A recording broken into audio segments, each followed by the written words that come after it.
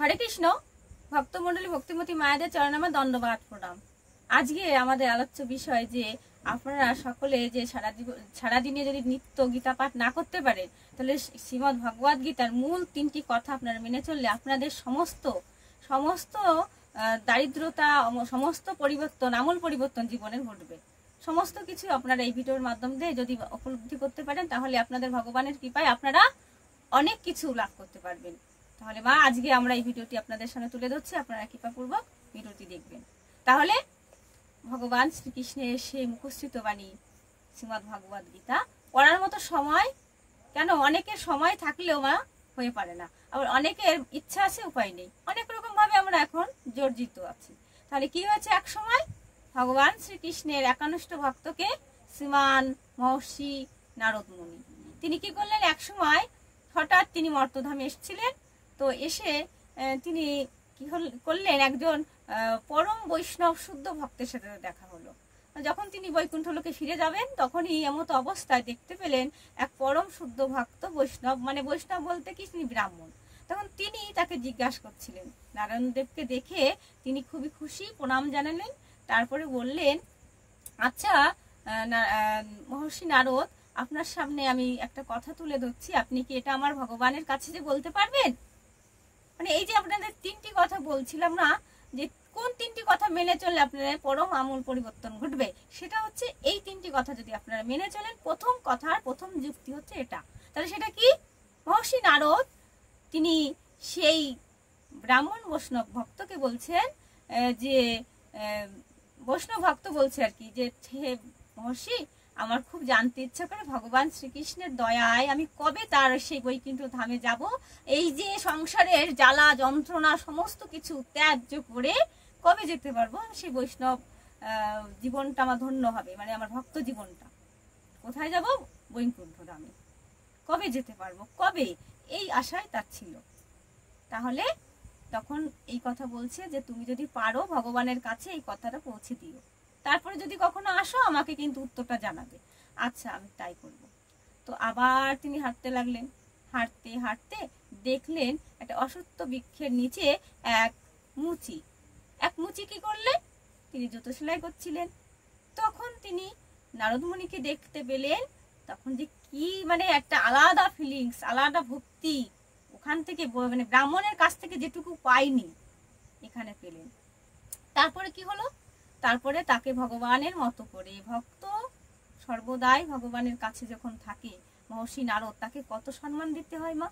সেই নারদ মুনিকে সম্মান জানিয়ে প্রণাম জানিয়ে ভক্তি ভরে আর কি তখন বললেন একই কথা, যে হে নারদ মুনি, আমার খুব জানতে ইচ্ছে করে যে এই জীবনে এই কর্ম ত্যাগ করে, এই যে সমস্ত পৃথিবী জ্বালা যন্ত্রণা ত্যাগ করে কবে আমি সেই বৈকুণ্ঠ লোকে যেতে পারবো, গোবিন্দের রাতুল চরণ আমার লাভ হবে, হ্যাঁ আমি কবে এই জীবন থেকে মুক্তি প্রাপ্ত হব, এটা বড় আমার জানতে ইচ্ছে করে, তুমি কি পারবে? তখন বললো, আচ্ছা নিশ্চয়ই পারবো, আমি বৈকুণ্ঠ লোকে যাচ্ছি, তো যখন আমি আবার মরতে আসবো তোমার উত্তর আমি নিয়ে আসবো। চলে গেলেন। এখন কি হলো, অনেক দিন পরে ভগবানের সান্নিধ্যে কখন গেল কে, নারদ মুনি এই দুজনের কথাই তুলে ধরলেন। তো আচ্ছা দয়াময়, হে প্রভু, আমার খুব জানতে ইচ্ছে করছে ব্রাহ্মণ কি আগে মুক্তি পাবে না মুচি আগে মুক্তি পাবে, আমার বড় জানতে ইচ্ছে করছে। উনি তো একেবারে সাত্বিক ব্রাহ্মণ, খুবই ভক্ত দেখলাম, আর এদিকে মুচি দেখছি দিবারাত্রি অশ্বত্থ গাছের নিচে তিনি ওই কর্ম করছেন। তাহলে আমার জানতে ইচ্ছা করে এই দুজনের মধ্যে কে আগে মুক্তি প্রদান পাবে। তখন ভগবান বললেন, কে, ওই মুচি পাবে মুক্তি লাভ আগে, আর সে আমার পাশে আমার বৈকুণ্ঠ লোকে তার জায়গা হবে। বলছি কেন, এ তো মুচি কোনো কাজই করে না, আর তুমি দেখো ও তো সারাদিন সাত্বিক আহার করে, মানে ব্রাহ্মণ, মানে সে তো ভগবানের একানুষ্ঠ ভক্ত। তাহলে তুমি এই বাবু তোমার ছলনা বড় বোঝা যায়, তুমি বলো না ঠিকঠাক করে, আমি ভালোভাবে বুঝতে পারছি না। তখন বলছে যে নারদ, এই উত্তর আমি দেবো না, তুমি মরতে আবার যাও, তুমি এমনিতেই উত্তরটা পেয়ে যাবে।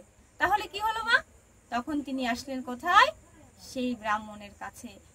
তখন বলল, শোনো তোমায় একটা প্রশ্ন করছি, এই কথাটা তুমি শুধু যে বলবে, তোমাকে একটা কথা শিখিয়ে দিচ্ছি, এটা যে ব্রাহ্মণকেও বলবে, আর সেম ভাবে মানে ভগবান বলছে একই কথা তুমি কাকে বলবে, ওই শুদ্ধ ভক্ত ওই মুচিকেও বলবে।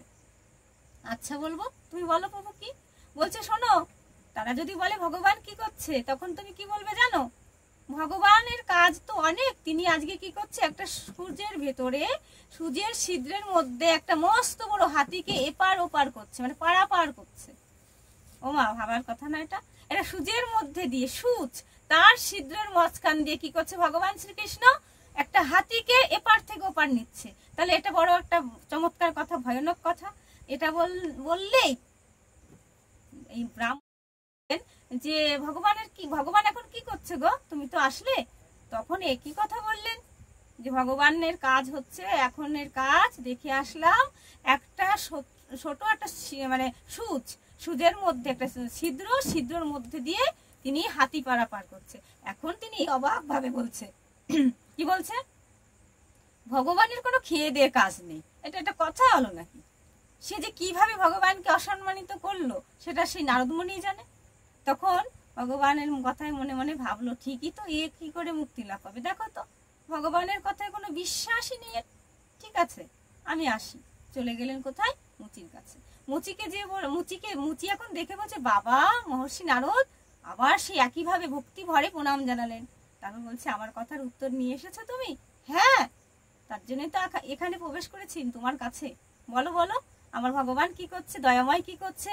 তার তো অনেক কাজ। ভগবান করুণার সিন্ধু, দিনেরও বন্ধু, জগতেরও পতি, কি সুন্দর করে বুঝাচ্ছে, দেখেছেন? ওই ব্রাহ্মণের কেমন ব্যাপার ছিল, আর এদিকে আমাদের সাত্বিক সেই মুচি, তিনি কি করছেন, এইভাবে বলছেন। ও ভগবান কি করছে, বলো বলো, ভগবান কি করছে? ভগবান জানো কি করছে? অস্বাভাবিক কাজ দেখে আসলাম। তিনি কি করছেন, একটা ছোট সূর্যের মধ্যে ছিদ্র থাকে না এইটুকু, তার মধ্যে একটা হাতিকে এপার থেকে ওপার পারাপার করছে। তাই ভগবানের তো দয়াময়। ভগবান যে কখন কি করে এটা বড় বোঝা যায়। ভগবান তিনি তো বিশ্ব ব্রহ্মাণ্ডের মালিক, তাই ভগবানের নীলা তো খুবই ভালো। সত্যি ভগবান কত সুন্দর নীলা করে, মানে এত সুন্দর, তো ভালো লাগলো বিষয়টা। আর তখন বললো, জানো তো, মানে তোমার অস্বাভাবিক লাগলো না? নারদমুনি বলছে যে, হে মুচি, মানে হে ভক্ত, তোমার কি মনে একটু সংশয় হলো না? একটা সূর্যের মধ্যে দিয়ে ভগবান, যতই ভগবান হোক, সে কি করে পারে একটা হাতিকে পারাপার করতে? না না, সংশয় ভগবানের প্রতি? বাবা, তার প্রতি আমার এতটাই বিশ্বাস, আমি কখনো তাকে অবিশ্বাস করি না গো। তিনি যদি দয়া না করতেন, এই অসত্য বৃক্ষের নিচে আমি সর্বদাই কাজ করতে থাকি, প্রতিনিয়ত এখানে কাজ করি। আর কি হয়েছে, তোমাকে একটা তুমি তো প্রভুর ভক্ত, ভগবানের ভক্ত, তবু তোমাকে আমি একটা এই উত্তরের প্রশ্ন দিতে পারি, মানে একটা উত্তর আমি দিতে পারি। সেটা কি?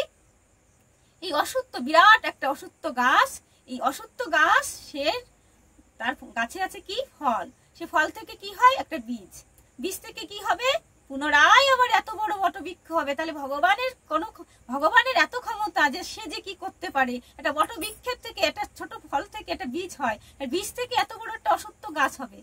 তাহলে ভগবান দয়াময়, তাই জন্যই তো আমরা এত দয়ায় পড়ে আছি, ভগবানের চরণে পড়ে আছি। মানে এত সুন্দর বিশ্লেষণ দিল। গেল প্রথম কথা। আপনারা প্রথম যে আমরা বললাম 3টি কথা মেনে চললে, তাই ভগবান শ্রীকৃষ্ণ গীতায় বলেছেন যে কর্মটাই আগে। যে ভক্ত, নিষ্কাম ভক্ত, ভক্তিপূর্বক আমায় ভজন করেন, আমি তার কাছে সর্বদাই থাকি। যে ভক্ত কর্ম করে ফলের আশা করেন না, তিনি হচ্ছে কর্মযোগী, তিনি হচ্ছে সন্ন্যাসী। তাহলে প্রথম কথা এটা গেল।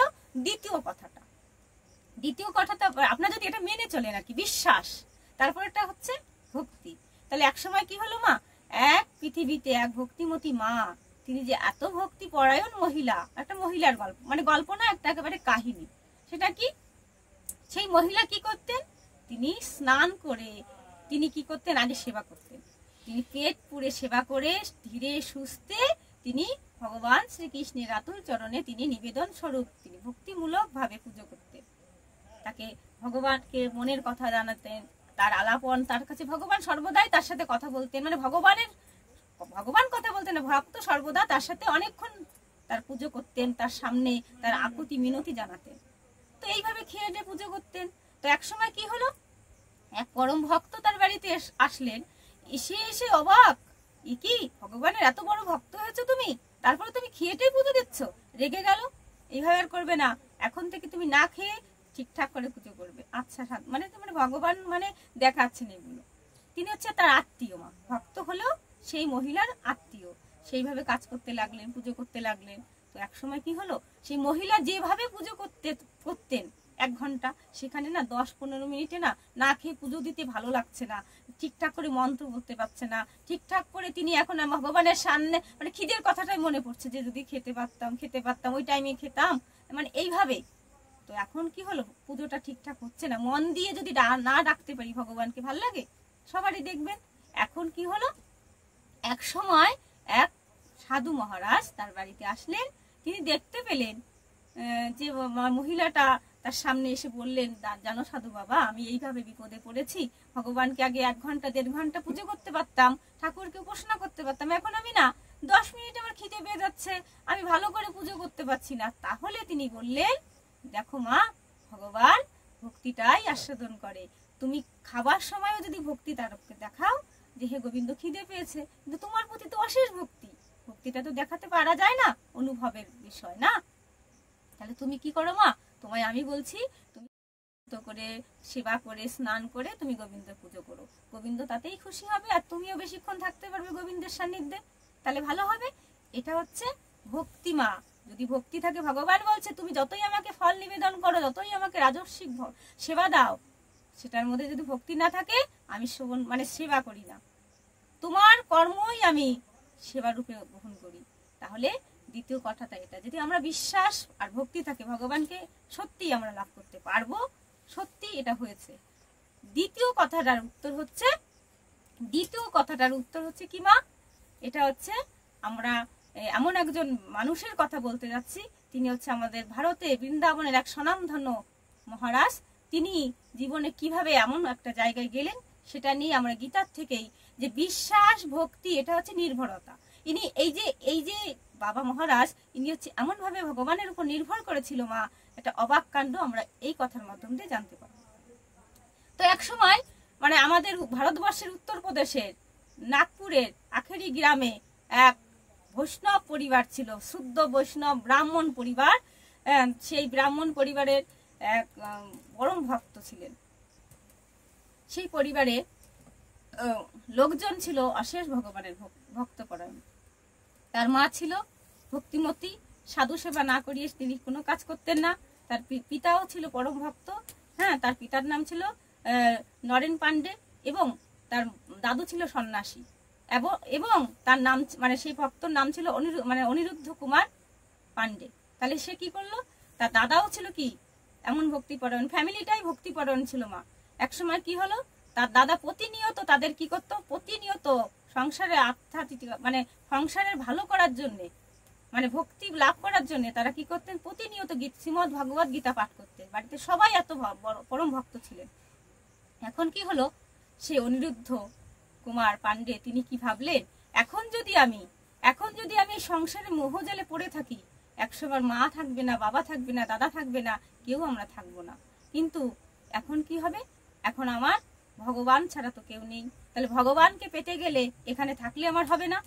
তাই তিনি 13 বছর বয়সে এই অনুভব এসেছিল যে সবকিছুই অনিত্য, আর নিত্য যদি হয় সেটা হচ্ছে ভগবান। সে ভগবানের নাম করতে গেলে আমার কি করতে হবে, আমার বাড়ি ছেড়ে চলে যেতে হবে। তখন তিনি বাড়ি ছেড়ে 13 বছর বয়সে তার এই অভিপ্রায় আসলো, তিনি চলে গেলেন কোথায়, সুদূর সেই বৃন্দাবন ধামে। বৃন্দাবন ধামে যে 13 বছরের বাচ্চা ছিল, সে কি করতে লাগলো মা, সারাদিন তিনি কৃষ্ণ ভজন করতে লাগলেন। এক সময় কি হলো, সে অনাহারে পড়ে থাকে, কখনো কখনো খেতে পায়, কখনো পায় না। এমনকি এক মহিলা তাকে নিত্য 2টি করে রুটিও সেবা দিতেন।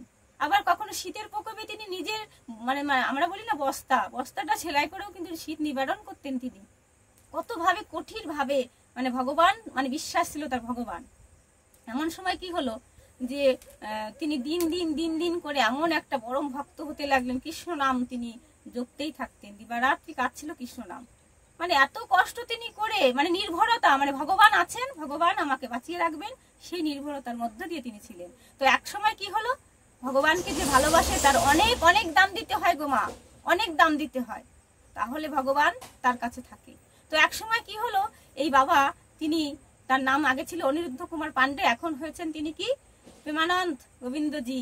তিনি বড় একজন মহারাজ হিসেবে তিনি খ্যাত হয়েছেন, আপনারা সবাই জানেন। তার কাছে এখন পৃথিবীর সমস্ত ভক্ত তার কাছে যায়, এমনকি অ্যাক্টার্স, খেলোয়াড় সবাই তার কাছে যাচ্ছে তার প্রভুপাতের মানে চরণ নিয়ে সেবা করতে, তাই না? কিন্তু এক সময় কি হলো, তার এই ভালোবাসাটাই এক সময় কি হলো মাগো, তার আমাদের জীবনে চলতে গেলে কিডনি যেমন সমস্যা হয়, তাই না?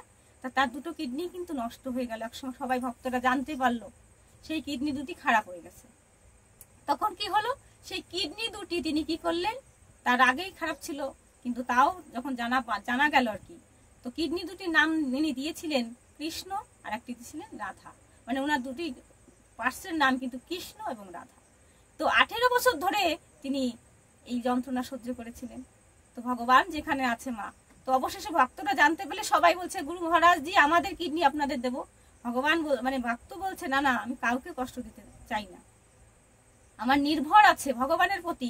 দেখো তোমরা অবশ্যই জানো না যে আমার এই কিডনি দুটি আগে 18 বছর আগেই নষ্ট ছিল, তবু আমি রাধা মাধবের কৃপায় এখনো বেঁচে আছি। আরো গোবিন্দ যদি কৃপা করে নিয়ে যাবে, আর যদি কৃপা না মানে তার উপর ভরসা থাকে তাহলে আমি বেঁচে থাকবো। তাহলে ভগবান এখনো অস্বাভাবিক আছে না মা, একেবারে আপনারা সবাই জানেন সেই প্রেমানন্দ গোবিন্দজির কথা। তাহলে সেই এখানে ব্যাখ্যা এইভাবে তার সম্বন্ধে দিতে বাধ্য যে তিনি একমত নির্ভর করেছিলেন বলে আজকে এত বড় একজন বড় মহারাজ হতে পেরেছেন। আর ভগবানের অস্বাভাবিক একটা ব্যাপার যে কিডনি তিনি পেয়েছিলেন কিন্তু কিডনি অবশ্যই আগে খারাপ ছিল, ভগবান এখনো তাকে সেই কিডনি ছাড়া বাঁচিয়ে রেখেছে। তো ভগবান বললেন দেখো যে এই ব্যাখ্যাগুলোর মাঝখান দিয়ে যেমন সুচি, যে প্রথম আমরা কার কথা বলেছি মুচি, সে বিশ্বাস করেছিল আর সে ভক্তিপরায়ণ মহিলা ভক্তি করেছিল, আর প্রেমানন্দজি তিনি কি করেছিলেন, নির্ভরতা করেছিলেন। তাই এই তিনটি কথা হচ্ছে কি গীতার মূল তিনটি কথা হচ্ছে কি যে বিশ্বাস, ভক্তি এবং নির্ভরতা। এটা হচ্ছে গীতার সর্বশ্রেষ্ঠ মূল কথা। ভগবানের প্রতি যদি বিশ্বাস, ভক্তি আর নির্ভরতা থাকে, এই তিনজন ব্যক্তি যেমন ভগবানের সান্নিধ্য পেয়েছে আমরাও পাবো। তাই মাগো আপনারা কৃপাপূর্বক এই তিনটি কথা মেনে চলবেন, নিজেরা উপলব্ধি করতে পারবেন মা। বিশ্বাস রাখেন, ভরসাও তার উপরে রাখতে হবে। রাধা মাধবের কৃপা ছাড়া পৃথিবীতে একটা কিছু ভালো হয় না। তাই আপনারা রাধা মাধবের কৃপায় ভালো থাকবেন, সুস্থ থাকবেন, আর আমার এই ভিডিওটি দর্শন করবেন, শ্রবণ করবেন, আর অন্যকে উৎসাহিত করবেন। এই ভিডিওটি যদি আপনাদের ভালো লেগে থাকে তাহলে লাইক, কমেন্ট, শেয়ার এবং সাবস্ক্রাইব করে দেবেন। পাশে থাকা বেল আইকনটিও ক্লিক করবেন। রাধে রাধে।